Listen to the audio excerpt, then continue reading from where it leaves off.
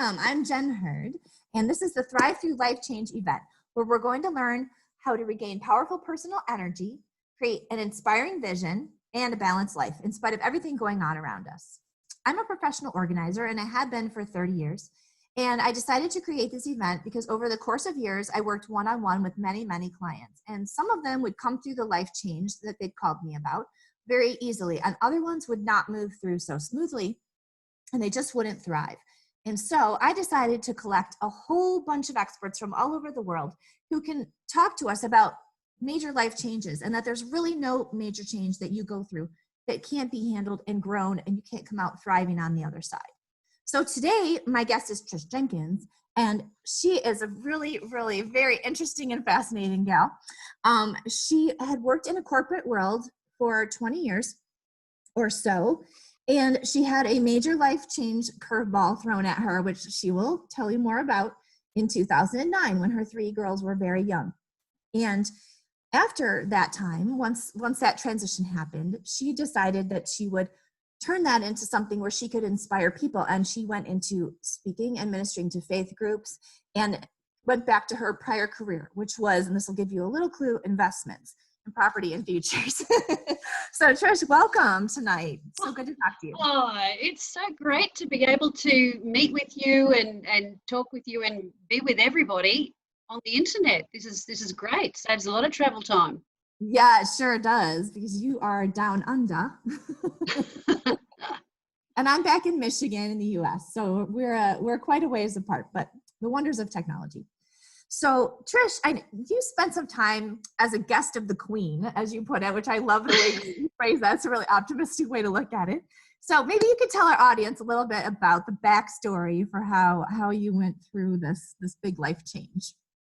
Oh, yes, Jen. So we had been doing fairly well with property renovations and so on, and I was looking for other investments that were more cash flow oriented. And I met a fellow who traded currencies, and we invested with him and it went well. And then he lodged for a license. He actually became what you would call a mutual fund. So we would call it a managed fund with managing people's investments. And I became an authorised representative for him. And what I didn't know is that he was actually a thief.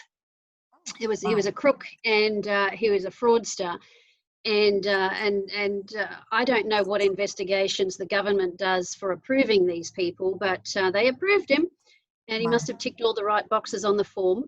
But anyway, people were investing with him, including us, and what he was really doing was what's known as a Ponzi scheme, which some of you may be aware is when you think you're putting money into something, and when you get a return, you think it's profit, but really they're giving you a little bit of your own money back, but keeping the rest and spending it doing whatever, and then more and more people have to put money in order to keep it going, and eventually it implodes, and that's what happened. And I didn't know that he had stolen money. We just got to a point where he said, oh, look, there's no payment this month because the market's changed. And it wasn't guaranteed. So it was my job to tell everyone, me included, I had 6 figures in there. We're not getting paid this month. And as per, it's not guaranteed. Now, that was hard. And some people said, oh, I'd like my money back. And they got it. He gave people the money back who asked for it at the time, at the early part. Then another month went by, and another month, and it was my job again to tell people, there's no money again. That became very hard very quickly, and there's nothing more frightening than a frightened person. And so when people are scared, they panic, and I had people calling, emailing, turning up at my house. Oh gosh. Yeah, asking, begging, demanding their money. And I just, it was day after day, and he was harder to reach, and eventually I couldn't take it anymore. And my resilience had worn down. And now today I speak on resilience because it's got to be something you keep topped up. And I'm very careful about that now. But when so much keeps hitting you, your resilience lowers, your mental strength lowers, your emotional strength lowers, and you make decisions that you would not make in a calm and rational manner. And I said to him, look, these people have to be paid. There's money over here. Can I use that to pay them, just to give them some relief till next month? And he said, all right, do that. Now, that money was not meant for them. Oh. And so what I actually did was misuse funds. Ah. It doesn't matter. It doesn't matter that I didn't steal it. It doesn't matter that it gave them some relief. I shouldn't have done it. And I thought it was only a temporary fix. Right. But it wasn't. He was reported to the authorities and I was invited for an interview. And even in the interview, I said to them, look, you know, this is what's been happening with the market. This is what I've been doing. I said, now, look, I paid people with this money. Can you tell me what to do so that I can fix it up? Because I could have replaced that money from my line of credit from my house. You know, how do I adjust this? And they just said, you did what? Oh, no. And I thought, well, this doesn't sound good. Yeah, and right. it just went downhill from there. Shortly after that, we were advised to go into voluntary liquidation, which I've since learned means that someone else controls your money and pays themselves the hourly rate going through your books until there's none left. Oh, pretty much. Wow, that's great. Yeah, so all our properties were sold up, including our home. It was just a really restrictive time and frightening, and nobody could tell me what I'd actually done wrong technically within the law. And whenever that went on, that was 2005. Okay. And That's a while then. Oh, yeah. it was. And that took 2 years. And then I was served with papers charging me with fraud. Oh, no. And that took another 18 months and I never denied what I did. I said, look, this is what I'd done. Right, And right. so finally in January 2009, when my children were 10, and I have 3 girls. Chelsea's 10, and the twins, Felicity and Olivia, are 7. I went to receive my penalty, which could have been a fine, but global financial crisis had just happened, and people were pretty touchy about finances, and I got the maximum. Oh, and you were honest about it. You would think they would have been a little more kind since you admitted what you did. Didn't matter. No, well, that's what I did expect that, and my lawyers and even the prosecutors were actually very good, but the judge just decided to make an example, and I don't know whether he lost money in the global financial crisis. Maybe he did. I don't know. Maybe he was a little bit out of shape. Yeah. Maybe. I'm not allowed to comment on the judge or the sentence, or and complain about it. But it is what it is. And so yes, I went away for 8 months, from January to September in 2009.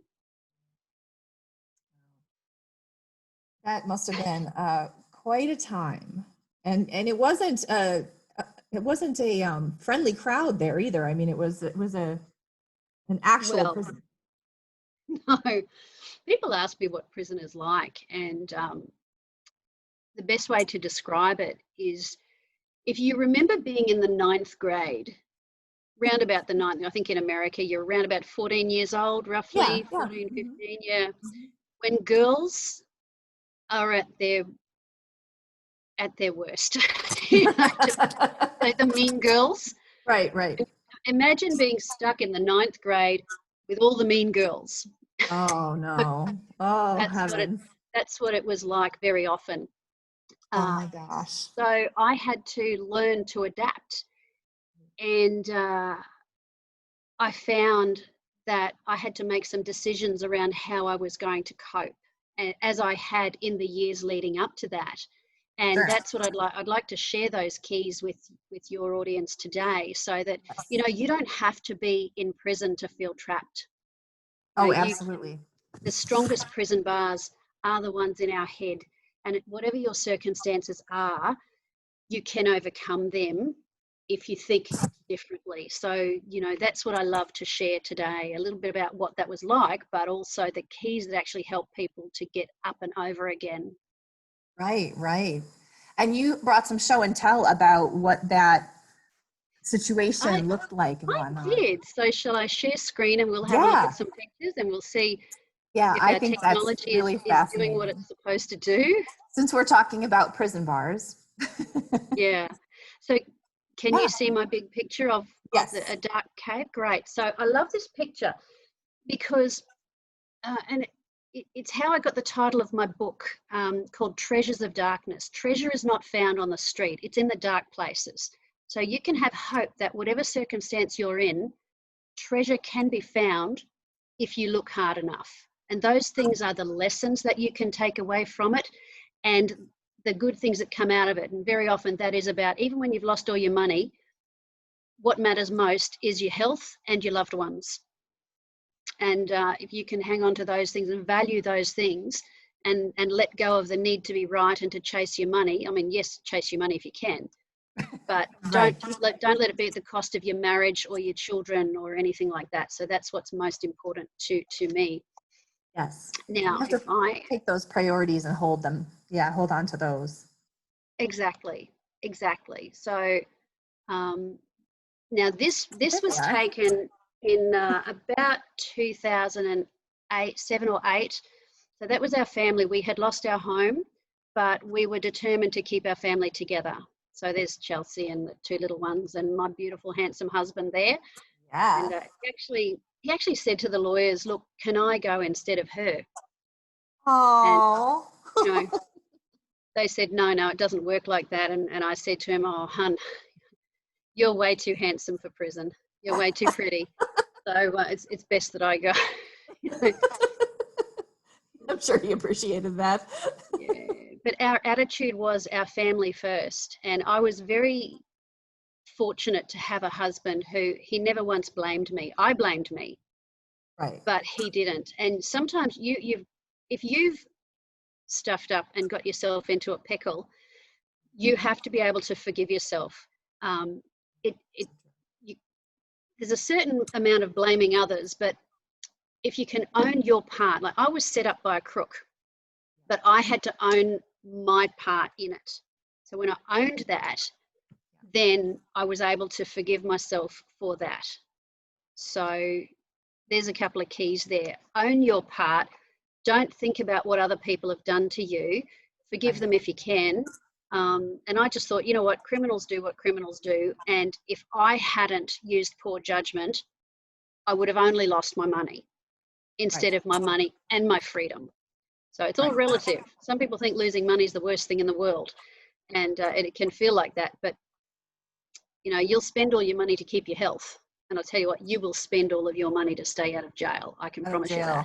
that. I know that one for sure. Yeah, Yes, for sure. Oh my goodness, I would imagine yeah. so. So So the this is the strongest threat. prison bars are in your head. They really are. It's all about how you think about it. Definitely. And we'll get into a bit more of that. But I wanted to show you, this is what it looks like inside in the general prison in Australia. And I have reason to believe that America is not so different. And the cells are behind those doors. And I'll show you inside what they look like.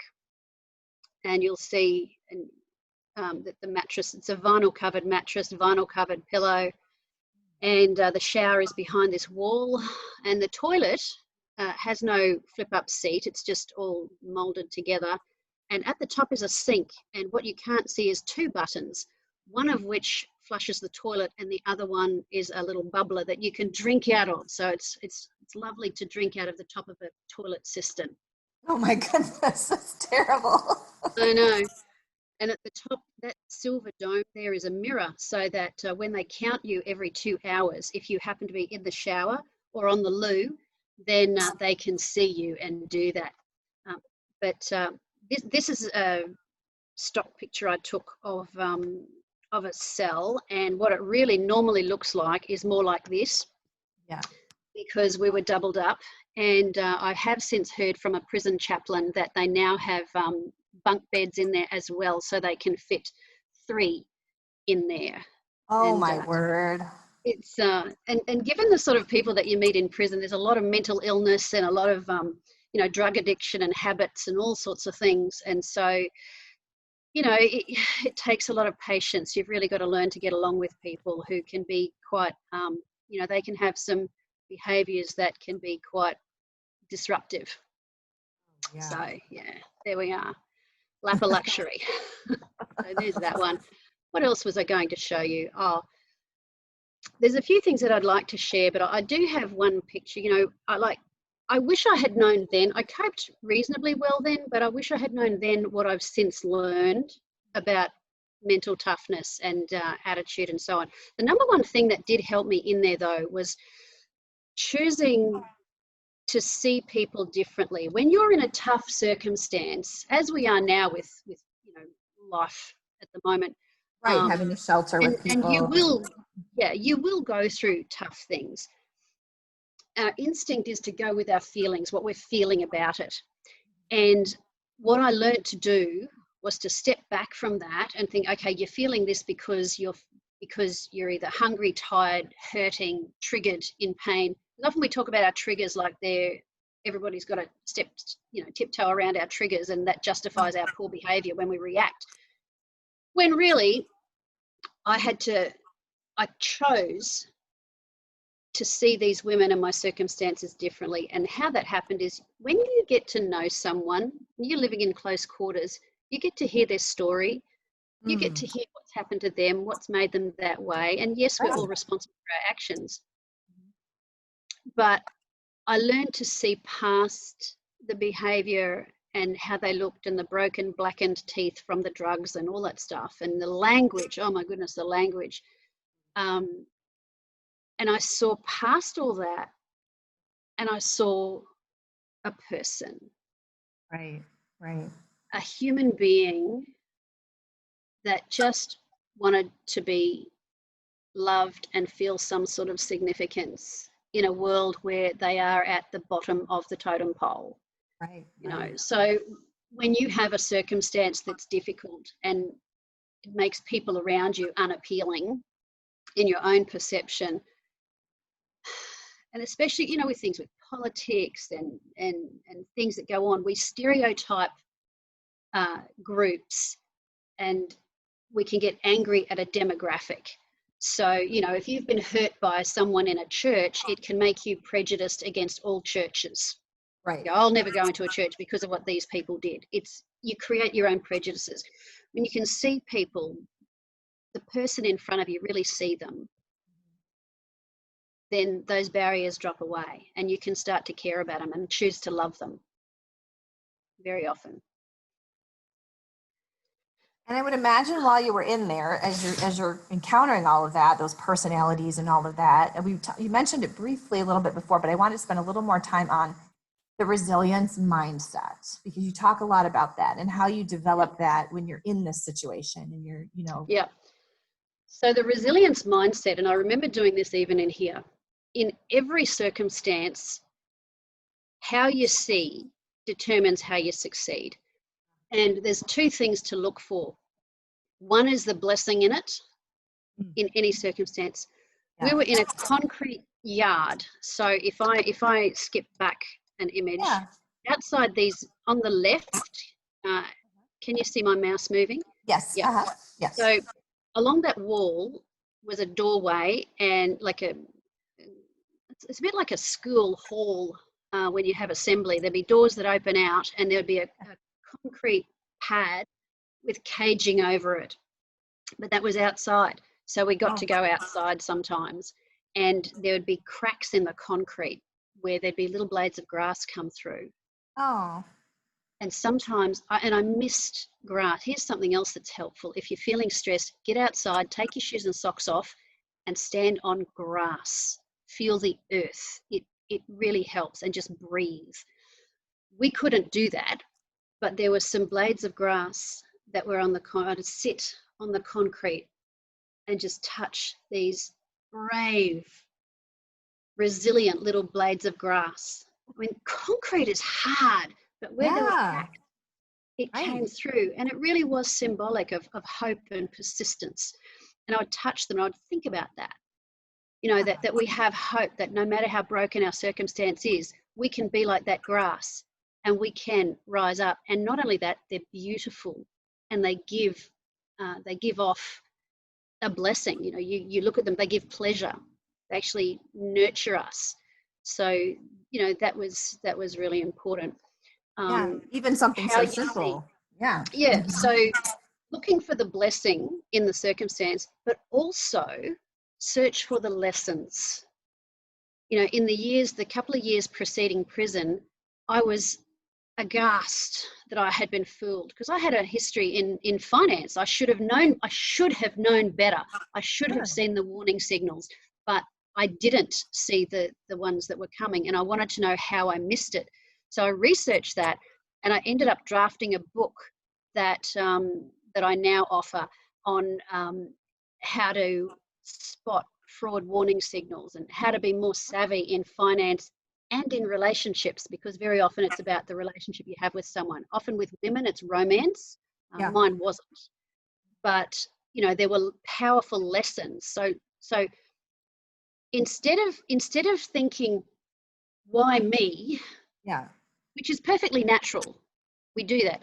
Instead of thinking, why me, start thinking, what now? Yeah. What now? What can I do with this now? Where's the value now? And so you might write a book. It's therapeutic to write those lessons. So look for the good and look for the lessons. Very powerful. And see people as people and care about them. That takes your eyes off yourself, and then you Oh, can grow. and I Yeah. find that in my life, that's been huge too. When I've gone through any big changes where I had, negative impacts and, things would be really, in terms of my mental status, I would be depressed or anxious or whatever. I found that if I stepped out of myself a bit and put myself into a project that helps other people and just removed myself from the equation a little bit, it really does make a difference. It really does sort of bridge the Yep. gap and bring you back to reality.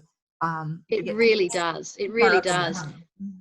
Yeah, and we'll go into some more strategies to help sustain that, because you don't want to burn out either, because you can be so much about serving other people that you actually get too busy and you burn out, and you do have to self-nurture. So that's going to come in when we talk about our mental ecosystem Yeah.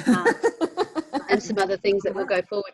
But it was hard work. There are two stages to what I went through. One was while I was in prison, and the other one was when I came home, because Right, it's kind of like re-entry. holding your breath for all that time. And then when you come home and you exhale, you can break into pieces and need a bit of a recovering time. This is me on my first day home. Yeah. And I've got my little card there saying, "You are special." My little sunglasses there I bought for $5 in the prison before I left. And this is a Oh, picture that my mother took as I was gazing out the back windows after I got home. That's what I wore. That's what I got dressed in while I was in prison, because I had some casual clothes brought in. oh, okay. And so that was me arriving home. I didn't even know she took it. It barely registered. But I love this picture. Yeah. I love it. I love it because the battle scars are there. And actually, if you can see the bits of blondie, wispy bits, and remember, I was blonde. So, Right, from the picture with your kid. Yeah, your hair was a lot lighter, and then. yes, well, this is my natural colour with a little bit of help these days. But Right. yeah, the real crime was 8 months of regrowth. That was that Right. was the real. It's like with what's been going on with COVID, we're all having regrowth. Oh, I'm we just, learning all my you know, friends' hair colors now. but I wanted to show you those. You know, I've had the privilege since then of visiting different prisons. This one is the one where I tried to copy the picture of Johnny Cash Oh, outside I see. Yeah, Folsom yeah, Prison. Folsom Prison. So Yeah. yeah, that's when I was there doing a speaking tour some years ago. And since then, I've been able to, when I travel, I actually go into prisons when they let me Yeah. to speak to people, to encourage them about having hope for the future, and that it doesn't have to stay that way. So, you know, Oh, wow. if the difficulty I went through, you know, as embarrassing as it is, because no one wants to talk about how they stuffed up so badly, but you know what? My message is more important than my pride. Right. So there might be someone on here who thinks, well, she's an idiot, I would never do that, and might be triggered by the thought of loss of finances and so on. I'm really sorry that would happen to some people, but I can't help that. But if there are people who find this encouraging, if it enables them to think, well, gosh, if she can share her story and get help, because you do need to get help, you can't just do it on your own. Right. If that helps one person who's listening, then what I went through was worth it. Exactly. So I love that shot. It's very creative and fun. So you toured the United States with doing a lot of speaking across the country. I did. I started in 2013. So when I came home, I had nothing. I wasn't really employable because my background was sales and finance, and I had a fraud conviction, which is so humiliating. You want to go for a job and you fill out the forms and it says, do you have a criminal record? If yes, give details. Oh, okay. The whole story, so they would think, look, I'm not really a bad person, I'm actually very good, and I'm competing with people who actually don't have that blemish and they're quite good and they could actually do that job. Who are they going to pick? They're going to, it's that shortlist. If you're going to shortlist someone, criminals, yeah, we'll chop them off the list. Yeah, you're kind of the first to go, sorry. Yeah, and I wasn't disadvantaged enough to get one of those jobs that the government might place you into, picking strawberries or sorting socks or something, because I actually had a husband who had a job. Right. So I was not considered disadvantaged enough. So I was in that limbo of, I wasn't damaged enough to actually get help into a job, but I was too high functioning, but I was damaged enough that I needed some help, and I had to find it pretty much myself. And I did get some counselling and developed some keys myself. Now, my faith is a big part of that. If you have got faith, if your faith is not working for you, look at it again. You're very welcome to find out more about mine. I very much am about pressing into God and Holy Spirit being active in my life. Now, that might look different to someone else, but whether it's prayer or some sort of meditation, that quietness is what is where you do business and where you can get stuff sorted out. So there was a bit of that as well. But yeah, going overseas, I had to look for the lessons. What did I have to offer? And I had that book sitting there on my computer about business, and I didn't want to publish it and people find out that I'd been in jail. But then I had to think, well, I'm just going to have to take the leap and be honest and open and be brave. And in doing that, I found that the chambers of commerce opened up to me. Their women's groups opened up to me. They wanted to hear my story and benefit from the lessons that I had. And they were all about what to do with business and finance and so on. And that's good. And that's how it started. And then it evolved into, what was prison like? How did you cope? How did you get back up again? And that's a lot more, it's a lot more happy. Right. But it deals with the emotional components. You started with sort of the analytical component, and then it moved into the which I think is appealing to people, especially now, vulnerability and, that honesty component. And those things are what appeal to people in terms of, especially today. So your timing was good. You were ahead of the I was ahead of the game. Yeah. It is that authenticity though, because people can relate. Yeah. I like what you said on your website too. I wanted to segue to this little portion of the conversation, because I think it's important too, is that if you really want to take charge of change, we need to learn to use critical thinking and communication, and that empathy, which you talked about in the beginning, sort of treating people as people and understanding, meeting them where they are. And I wanted to unpack that a little bit about the critical thinking piece and the communication piece. Yes. Oh, so important. So here's what I mean by the critical thinking skills. It's not being a critical person. What it is becoming aware of your thought processes. And it's our instinct to naturally believe whatever's going on in our head. Oh, that person doesn't like me. I can tell because of the way they looked at me. We make these assumptions and we interpret what's going on when we don't know the facts. We really don't know, and we don't know what it actually means. We can give it also, we give situations a meaning. We have to stop and pull back and go, hang on, why am I thinking like that? And quite often, it'll start with a feeling that you're not even aware of. It can be just a feeling of restless dissatisfaction and a bit, Right. and then you start thinking, stinking thinking, you know, just Right. resentful, jealous. I mean, how often someone does well and we go, oh yeah, but did you see what she was wearing? Or Right. no, he's got to be corrupt. Or we just have a natural bias towards our group, our demographic, our political party. We just automatically side with it and go with it instead of stopping and thinking, hold on a minute, wait. Let's try to be objective about it. You've got to question this stuff because stuff flies into our heads, and it might be, you might be feeling unsettled. You trace it back. It might have been a Facebook post you read that upset you, Right. and then you moved on, but Right. the feeling lingered, but you didn't realize. Right. It might be a conversation you had. It might be a disappointment where you didn't get that job, and we start flowing with our train of thought without, but we have to be in charge of our thinking and challenge it and then replace it. So critical thinking skills, is it objective? Is it right? I've taught my children when they come up with, you know, talk about things with politics and what's going on in the world. And I've tried to talk to them about, no, hang on, it's not whether it's left or right. Is it godly, and how do you know? You know, who is it fair to? Do we like it because it suits us? But who does it disadvantage? And most often people just vote for whichever way suits them.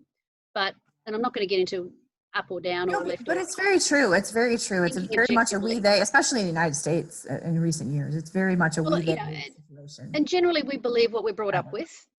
But even then, at some point, we've got to question it. And even in terms of faith, my children have their own faith. Now, I have influenced them. I have not left them alone to just believe whatever they want, whatever garbage some persuasive person. But I've had them to be independent, critically thinking, why is this? Why do I believe this? Why is it true? Why is it worthwhile? And I mean, that's in the faith realm, but there's other things too.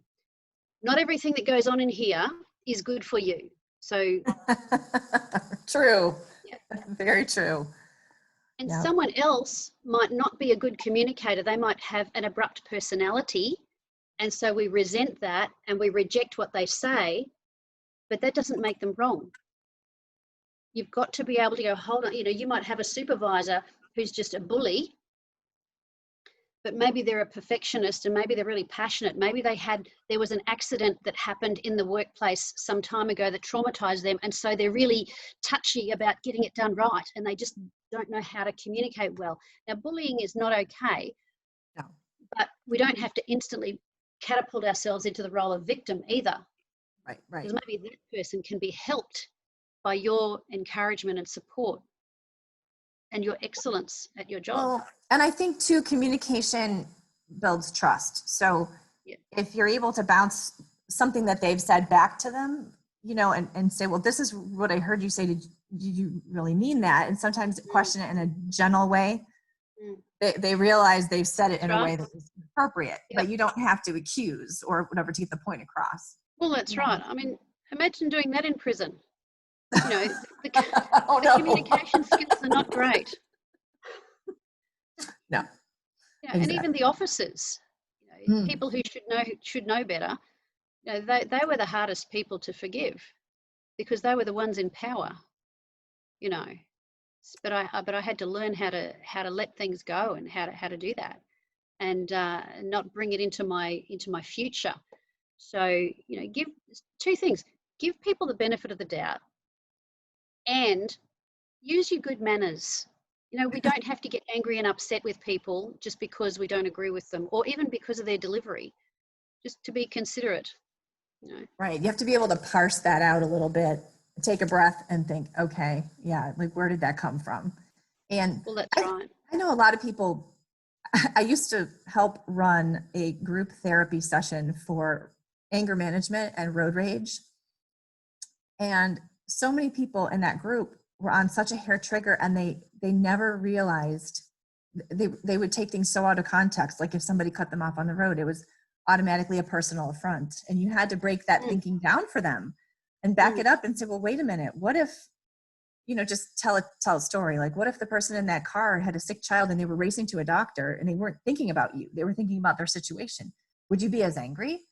And so we had to have a lot of those kinds of conversations to unwind that sort of that issue, because they completely misread the situation. And that's just an extreme example, but it was fascinating work, sitting in these group management or group therapy sessions, and talking about why their hair trigger went off.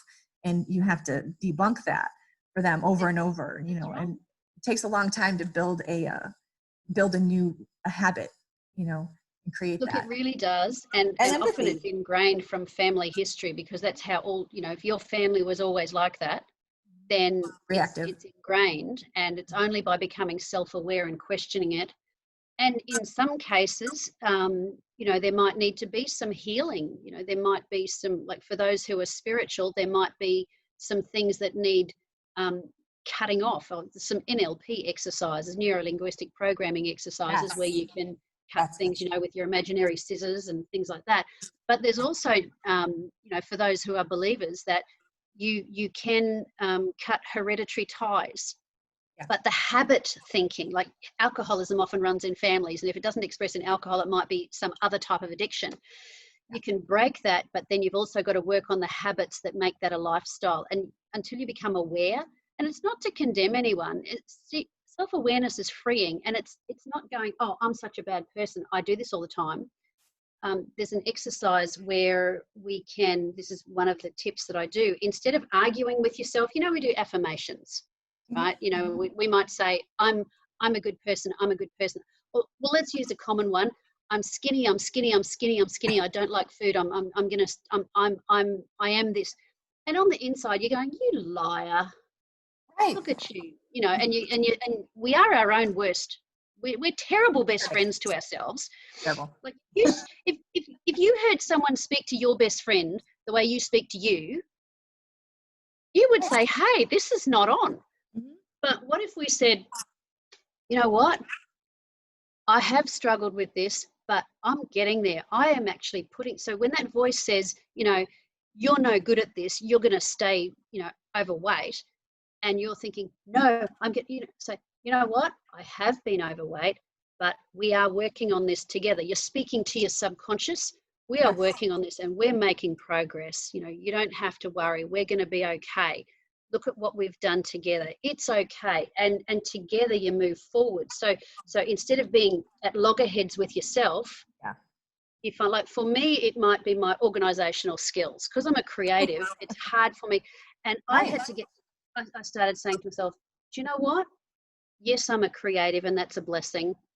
And in the past, I've not been very organized, but today, remember, you were able to stack those books. Mm-hmm. It wasn't much, but you were able to do it. And you only need to do a little bit more than before, and we're getting there. And what I do is enough, because I don't need to be perfect. That's such a key word. That's such a key phrase. Even what I did was enough. What I did was enough, and you're okay. I'm okay. I'm getting there. We're making progress. We are making progress, and it's so gentle, and it's not. That way you're speaking to your subconscious, and your subconscious can go, yes, okay, so you're agreeing at the start, yes, this was an issue.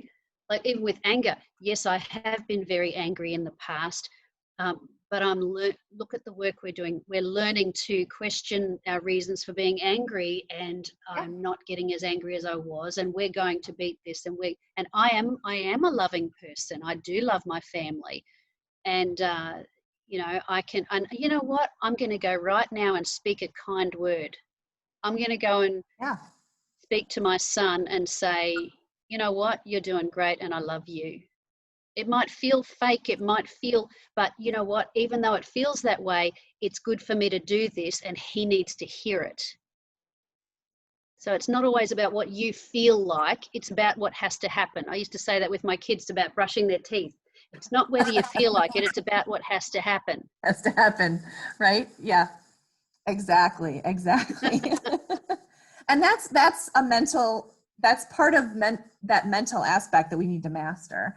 And Yeah. Oh, there was such a good quote I heard the other day. My integrity is greater than my mood. In other words, I'm going to accomplish what needs to happen, whether or not my mood suits it right now. In other words, I've said this is going to happen. I know. I love that phrase. My integrity is greater than my mood. So good. But that's the mental game. That's part of that, really mental mastery. Yeah. Yeah. And I want to give you a physical exercise too to cement this. So, yes. You know how, all right, so I'm gonna move. I'm gonna be engaged and dynamic here. So all right. Woo. Okay. So maybe instead of okay, so it's like this.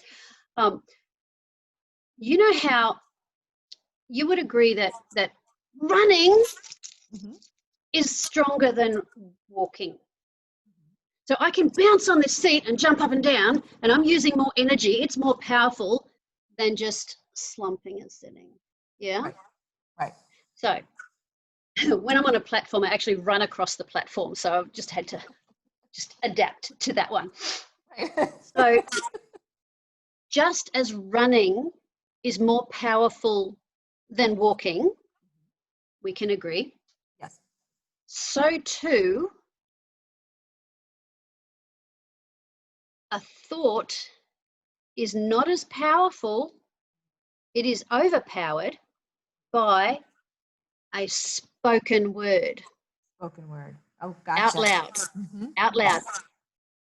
And so when a negative thought comes into your head, like, I'm so miserable, I'm feeling down. Right. And or you're going with the feelings and you start feeling resentful and in your head you're criticizing someone. You need to answer that thought out loud. And now you may need to combine it with the other exercise of okay, even though I might be feeling a bit sluggish, I'm actually doing well and I'm going to get up and I'm going to do this. Or it might just be, you know what, you are happy. You're as happy as you make up your mind to be. We're going to think about something else. Sometimes I feel like I go like this, grab myself by the scruff of the neck and say, you. Right. And sometimes you do need to hop up and move to a different room to change your thought. You know when you leave a room and you forgot what you would do, you went for and you forgot what you were doing. You went for in the first place. Yeah. You go back to the spot where you were thinking about what you needed to do and the memory comes back. Yeah. Because that thought is in that posture that you have. Change your posture, change your body, change your movements, and actually do something physical. You will lift your mental mindset. You'll lift your attitude and speak about something. It doesn't even have to be about what you were thinking about. It might be, what a beautiful tree. I love the way I'm looking out my window right now and I can see trees and I can see sun on them. And I think, wow, that's beautiful. I'm so fortunate to have a tree out there I can look at. Like speaking life, look, there's plenty of negative things to talk about.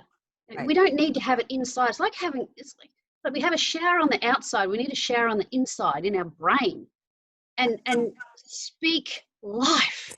You can change conversations. When someone's running someone down, you can gently shift the conversation subtly so they don't know what you're really doing, or you can speak goodness about that person being criticized. Now, that person might not appreciate that because a lot of people enjoy running people down. That's what happened in prison. Someone said to me, stop defending her. And I went, oh, really? So I just changed the conversation about things that were hopeful and things that were good. And it's not a Pollyanna thing. It's a psychological thing. You move in the direction of your most dominant thought. Which way are you going? Are you going down the toilet or are you going to go somewhere where there's hope and there's a future? Because there is a hope and a future. Exactly. And I think people forget that. No, I'm agreeing with you 100% because I think I'm very passionate. This is what I've seen with clients too, because they'll be in the throes of this change and they're mired in the negativity of it. And especially if it's a life change that's difficult, let's say it's a divorce and they're separating their things or I've had situations where they've lost a child or whatever. And so we're having to reconcile and deal with all the things that belong to the child. And it can be very dark places, but there are ways to elevate your mindset as you're going through it.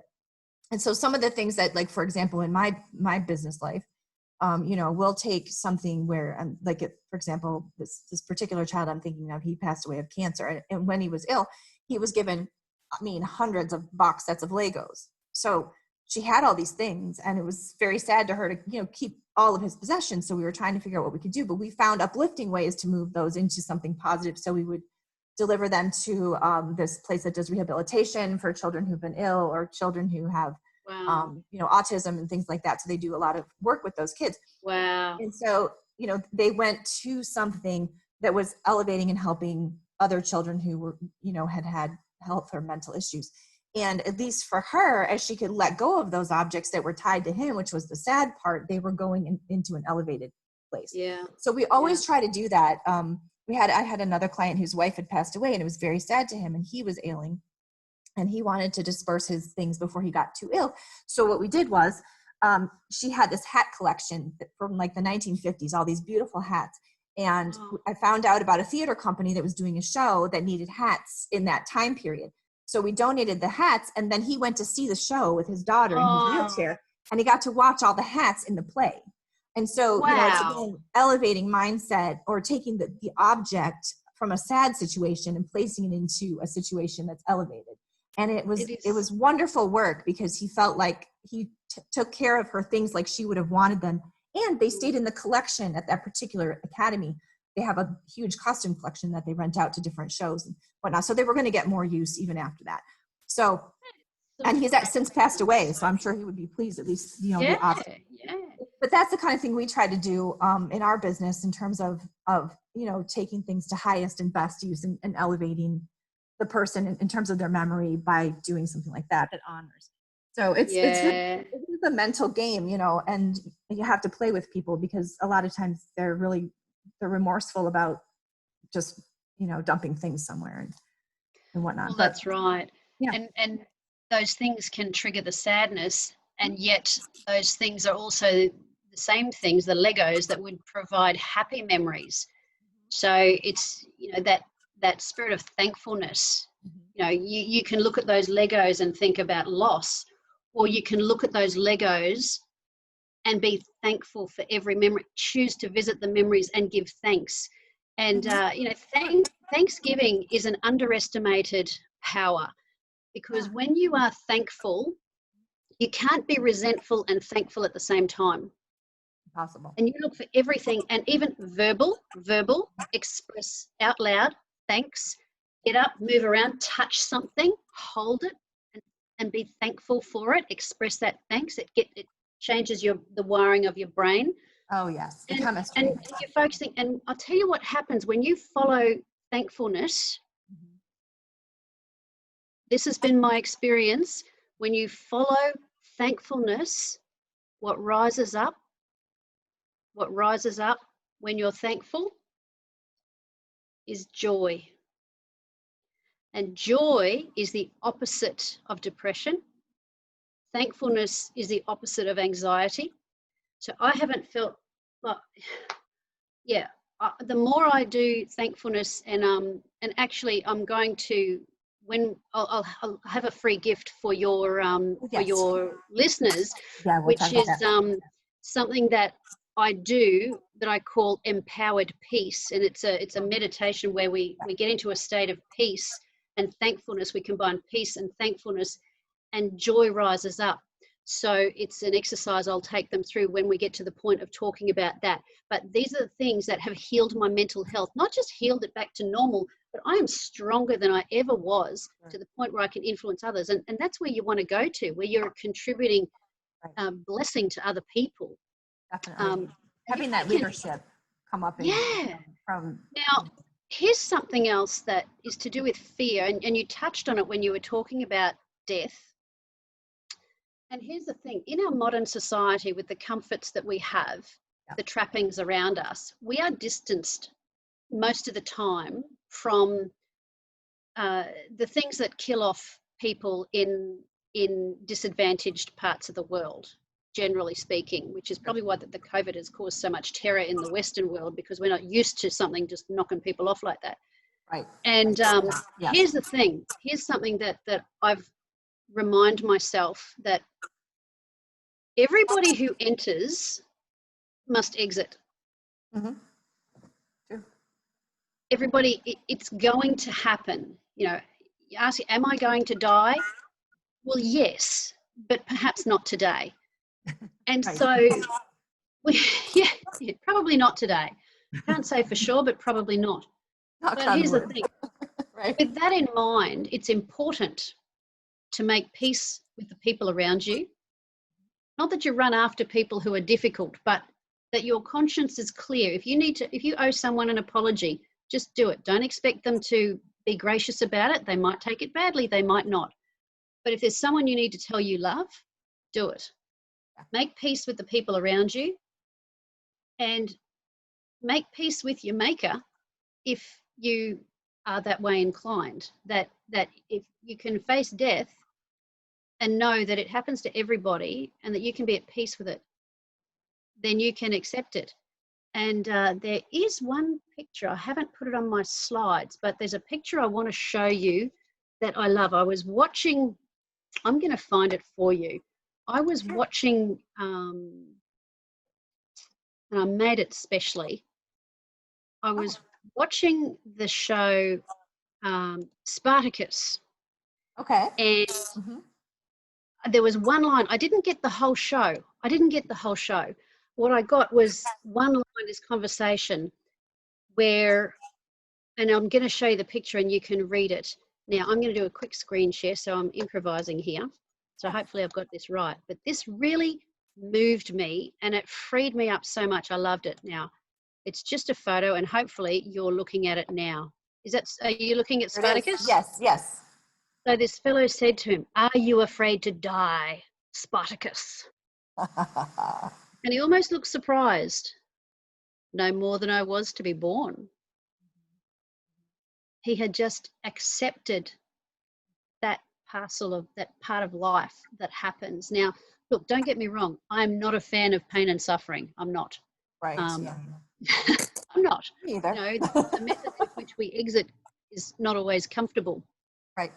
But if you can be at peace with that in your own way, however you do that, it takes a big sting out of it. And it's just that the timing sometimes really sucks. You know, it just, yeah, I don't have a lot of answers for that one. Right. But we give thankfulness and we make the best of things.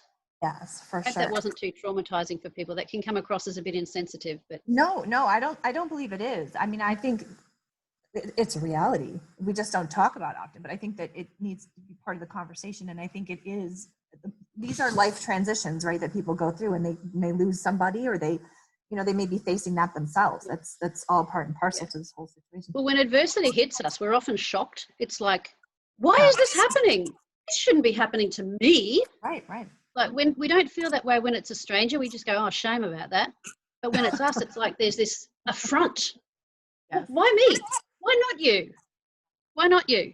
Right. It's, you know, I mean, why not you? I don't want it to happen to you. No, of course. But adversity yes. happens to everyone. Sometimes it's someone's fault and sometimes it's not, but it happens because we're human.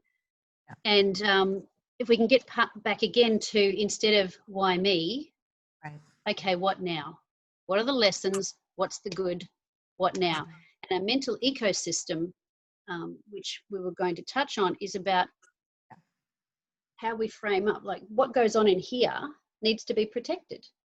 So if you're listening, an ecosystem relies on each other, you know, each part is reliant. So if you get a beautiful ecosystem in nature and it gets poisoned, that poison goes all the way through. Right. And sickens everything, taints everything. You've got to be careful what poison you allow come into your mind. And it can be through jealousy, it can be through, it could be anything that you dwell on that makes you feel yuck, because it might be something going on at work. Right. And because it's taking up time in your mind and making you feel yuck, it's going to pollute your family, your relationships, and how you feel.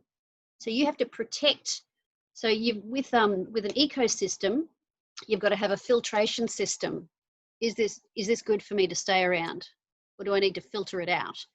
And then you've also got to constantly nurture yourself with the good stuff.